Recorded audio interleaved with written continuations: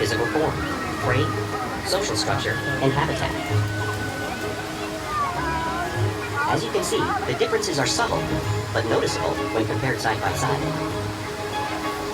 Orcas are adapted perfectly to their environments. And even the whale's black and white coloration has a purpose. It camouflages the outline of their bodies in the water, making it easier for them to surprise and catch their prey.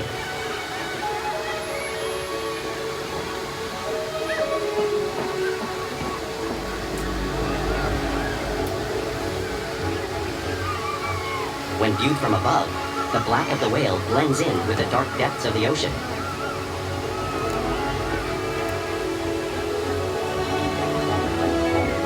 When viewed from below, the orca's white bellies match the brighter surface of the water, blending with the light above, giving them the perfect camouflage.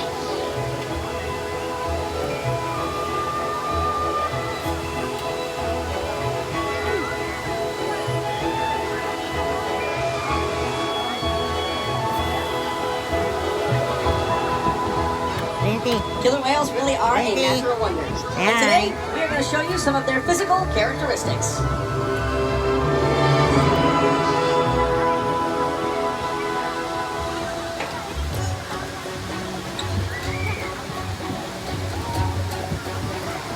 Kalia's blowhole is located perfectly on top of her head for getting a quick breath of air. Even the location of her eyes works to her advantage. It looks like they are in that white eye patch, but that is a visual distraction. Her eyes are actually located underneath the eye patch, camouflaged from thrashing prey. The fin on her back is called a dorsal fin and contains no bones or muscles to hold up that structure. It also stabilizes them while they swim and controls body temperature. The flippers on either side of her body are called pectoral flippers. Pectoral flippers are mainly used for steering and stopping, and also contain 5 bony digits inside them, just like a human hand.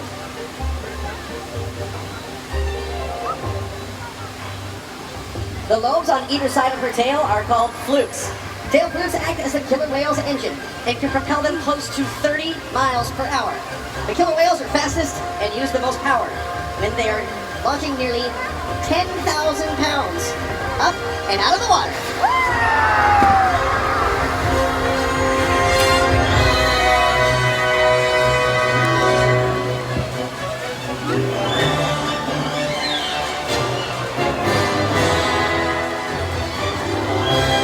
All about attitude, not size. Because they live and work as a group, orcas need to communicate with sounds and body language. Orcas use clicks for echolocation or navigation.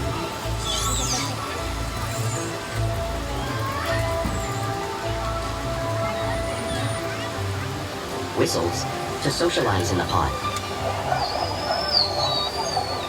And calls for group coordination and hunting.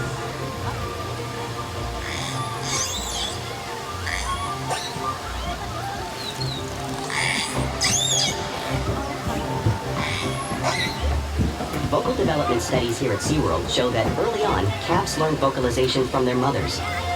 But as they grow, they learn from others close to them as well. This is a bottlenose dolphin call that Shuka learned and even taught other killer whales here at Seaworld. In fact, orcas are the largest members of the dolphin family.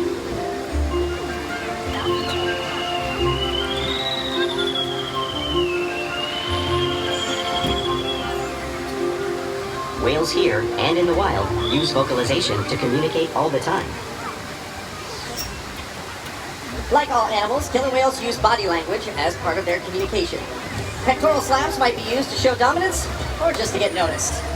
For example, a mother may use a pectoral slap to get her calf's attention.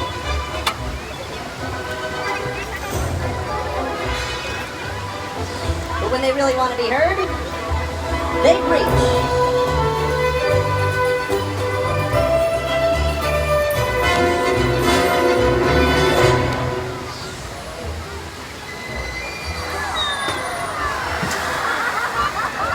Spy hopping is how killer whales coordinate with each other and get a better view of their surroundings while they hunt.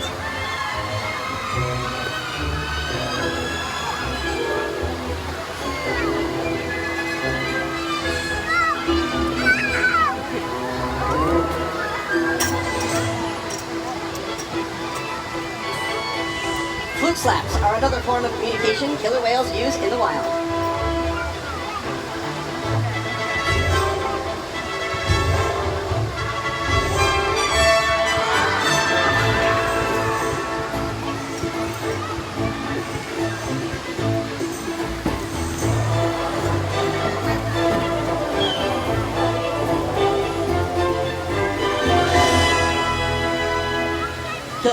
great communicators, so it's no surprise they are at the top of the ocean's food chain.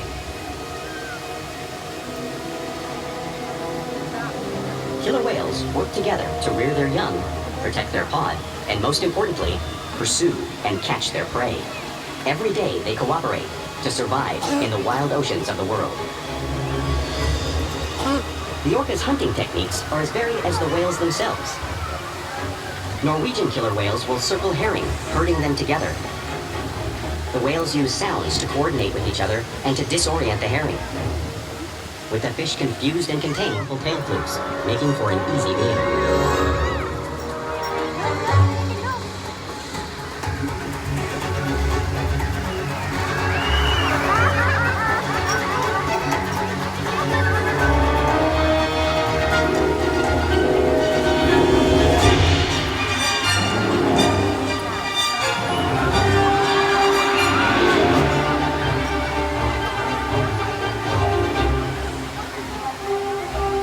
Killer whales in the southern hemisphere will capture sea lions right off the beach. Watch as Kalia shows you the same movement and behavior right here in front of you.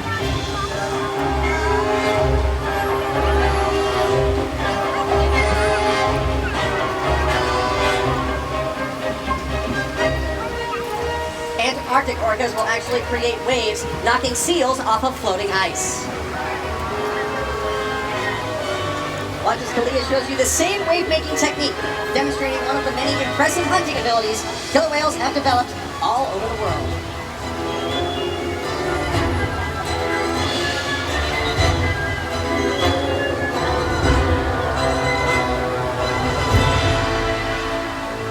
Now you all have seen these waves crashing right in front of you. You can't really imagine the amount of water displaced until you experience it firsthand. Luckily, Stephen has volunteered on the hottest day on record in San Diego history. How you doing, Stephen? Come on down here, buddy. I'm glad it's hot today, so we're about to change that for you. All right. Now, you remember the seal that was up on that floating ice? Okay, you're going to be the seal, okay? This is your iceberg. We just need you to hang on. All right, so what we're going to do... All right. Let's see. So it looks like one of our whales is going to be doing what we call a fast swim right along the perimeter of his environment. Now, let's see. Not exactly sure when they're coming. So hold on tight, Stephen. Are you ready for this? Now we chill the water down to about 55 degrees for you, okay? All right, it's nice and warm. All right. Where are you from, Stephen? Not really sure. From where? Oh boy. Here we go. Here it comes, Stephen. Hold on! Yeah! How was that?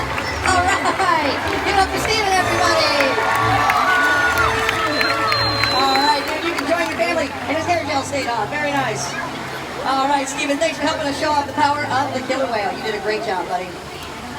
Now, because they hunt in every single ocean, it's no surprise that killer whales can prey upon every type of food, including other whales. The blue whale on the screen in front of you is the largest animal on Earth. It is 5 times longer and 50 times heavier than a whale like Kalia. So how does a whale that size prey on a whale that size out in the wild? Well, it's possible because killer whales are the ultimate team players. In this example, we see the larger male orcas surround a sperm whale. Play is an important part of everyday life for killer whales. It's how they teach their young to hunt and practice their skills as they grow. Porpoising is when whales and dolphins swim fast at the surface, breaking out of the water briefly.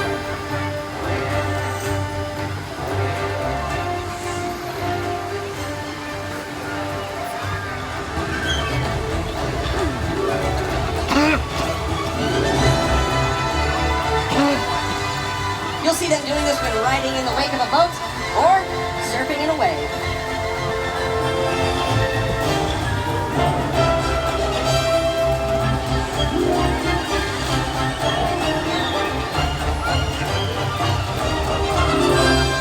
Killer whales like to be touched and will rub their bellies on rocks when they can.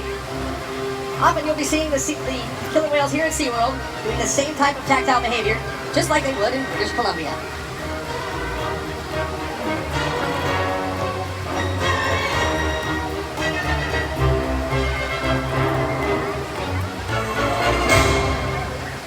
also see killer whales imitating each other in the wild. We see it here at SeaWorld all the time. The whales are always mimicking and learning from each other.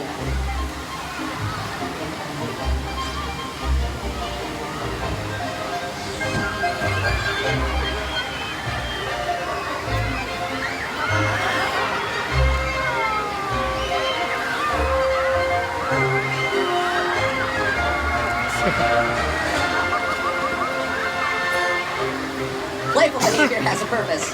Many of these behaviors you have seen today are used by killer whales hunting to stun fish. But today, the killer whales just might be stunning all of you.